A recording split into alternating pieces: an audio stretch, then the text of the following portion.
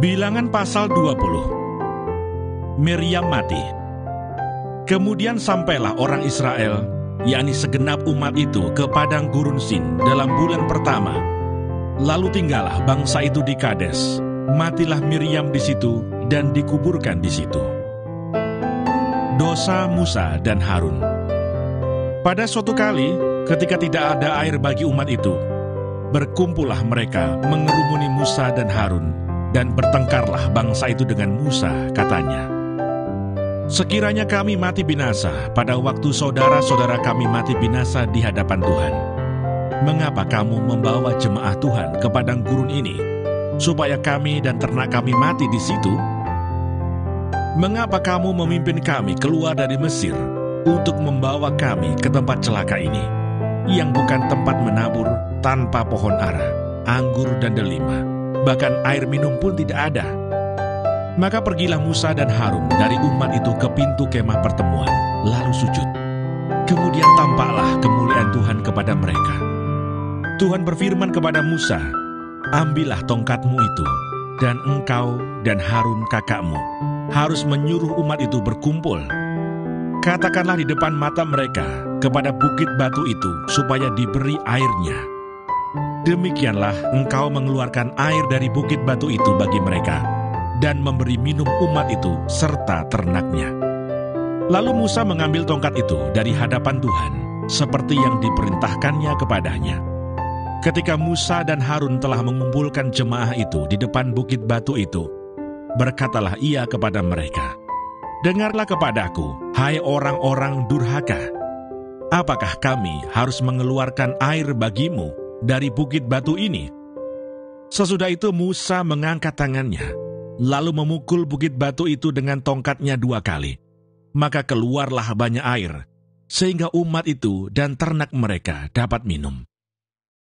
Tetapi Tuhan berfirman kepada Musa dan Harun, "Karena kamu tidak percaya kepadaku, dan tidak menghormati kekudusanku di depan mata orang Israel, itulah sebabnya kamu tidak akan membawa jemaah ini masuk ke negeri yang akan kuberikan kepada mereka.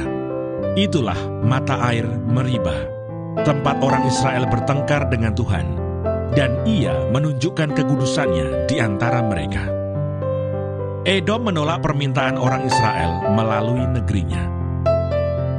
Kemudian Musa mengirim utusan dari Kades kepada Raja Edom dengan pesan, "Beginilah perkataan saudaramu Israel.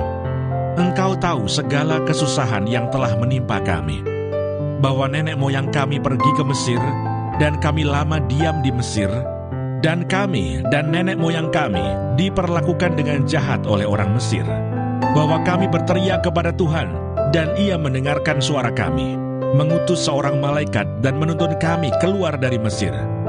Sekarang ini kami ada di Kades, sebuah kota di tepi perbatasanmu.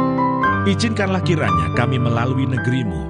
Kami tidak akan berjalan melalui ladang-ladang dan kebun-kebun anggurmu, dan kami tidak akan minum air sumurmu.